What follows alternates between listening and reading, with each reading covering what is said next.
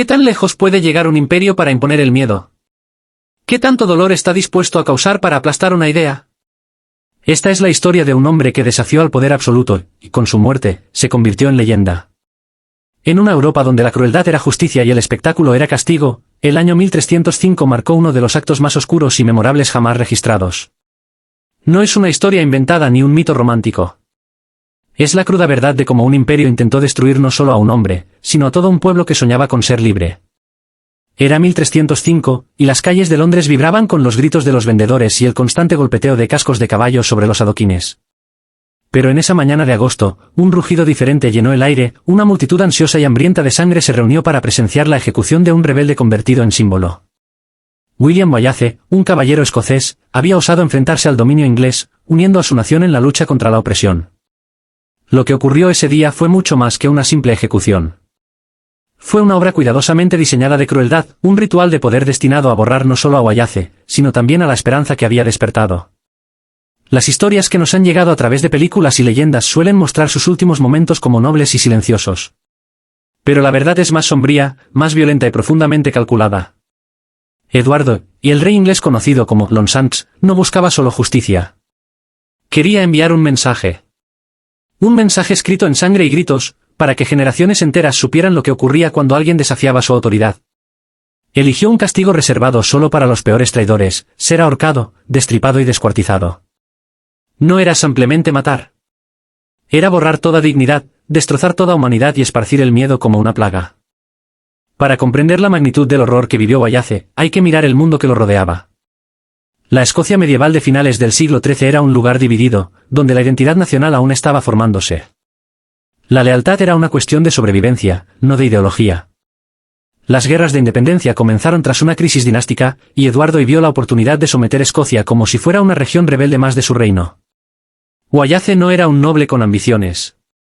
Era un terrateniente modesto, marcado por la pérdida personal y una furia que solo nace del dolor. En 1297, en el puente de Stirling, lideró una revuelta que sorprendió al mundo. Derrotó a la famosa caballería inglesa y demostró que Escocia no solo podía soñar con la libertad, podía luchar por ella. Esa victoria encendió una chispa. Pero el fuego de la rebelión no iba a quedar sin consecuencias. Eduardo, que ya había reprimido sin piedad a los galeses y expulsado a los judíos de Inglaterra, sabía que las ideas eran peligrosas. Y que un símbolo como Wallace no debía caer simplemente en batalla, debía ser destruido frente a todos. En 1305, tras años de persecución, espionaje y traiciones, Wallace fue capturado cerca de Glasgow. La traición vino de uno de los suyos, John de Menteith, un escocés que eligió el poder inglés sobre su tierra. Su captura fue celebrada en Londres como una gran victoria. Pero el rey no buscaba venganza rápida. Quería una muerte pública, prolongada, humillante. El viaje desde Escocia a Londres fue una exhibición. Lo arrastraron por pueblos donde era ridiculizado. No era un prisionero. Era una advertencia viviente. Una pieza de teatro. Cuando llegó a Londres, ya había sido reducido a un objeto de burla. El 23 de agosto fue llevado a juicio en Westminster Hall. El proceso fue en latín, una lengua que Wallace apenas comprendía. Las acusaciones eran graves: traición, asesinato, sacrilegio. Pero él respondió con dignidad. Dijo que no podía ser traidor, pues jamás había sido súbdito del rey inglés. Esa frase, simple y poderosa, fue su verdadera defensa. Pero no importaba. El juicio no era por justicia. Era por espectáculo. La sentencia fue cruelmente meticulosa. Sería arrastrado por las calles más concurridas de Londres, colgado pero sin morir, luego destripado mientras aún respiraba. Finalmente, decapitado, y su cuerpo cortado en 4. Cada parte enviada a una ciudad diferente: Newcastle, Berwick, Stirling y Perth. El mensaje era claro: la resistencia no solo era inútil, era inhumana.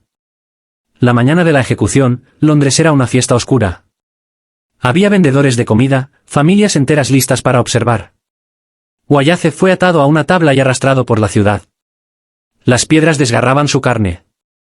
Su sangre manchaba el camino. Las multitudes lo insultaban, le arrojaban desechos. Aplaudían su sufrimiento. Era un ritual, una catarsis colectiva de odio alimentado por el poder. Cuando llegó a Smithfield, el lugar de ejecuciones públicas, la escena estaba montada. Un cadalso especial lo esperaba. El verdugo, un profesional en causar dolor sin matar, comenzó. Lo ahorcó hasta casi dejarlo sin aire, luego lo bajó. Aún vivo, Wayace fue abierto con un cuchillo. Sus órganos internos fueron sacados uno a uno, mostrados al público y arrojados a las llamas. En la Edad Media, los intestinos representaban las emociones. Al quemarlos frente a él, simbólicamente le arrancaban su humanidad. A pesar de todo, Wayace nunca gritó. Algunos dicen que habló. Otros, que sus ojos nunca se cerraron. El horror fue tan profundo que su silencio se volvió eterno. Finalmente, su cabeza fue cortada de un solo tajo. Su cuerpo, dividido, fue enviado por toda Escocia como trofeo y advertencia. Su cabeza, cubierta con brea, fue empalada en el puente de Londres. Pero lo que Eduardo intentó como advertencia se transformó en símbolo. Su crueldad no apagó la rebelión. La alimentó. Robert de Bruce, al ver la brutalidad, encontró en ella el coraje para seguir luchando. El pueblo escocés ya no podía rendirse. Sabía que no habría misericordia. Wayace se convirtió en leyenda, en el corazón de una nación que decidió no olvidar. Fuera de Escocia, Europa también prestó atención. La brutalidad inglesa afectó su reputación. La imagen de poder se convirtió en la de crueldad. El legado de Wayace creció. Su historia se cantó en baladas, se escribió en crónicas, y más tarde, se inmortalizó en el cine. Su ejecución pasó de ser una advertencia a ser una inspiración. Los documentos históricos, tanto ingleses como escoceses, coinciden en los detalles, fue un acto deliberado de terror. Pero también fue el nacimiento de una idea. Una que dice que aunque los cuerpos pueden ser destruidos, las ideas no mueren. Que aunque el poder puede imponer miedo, jamás puede matar la esperanza.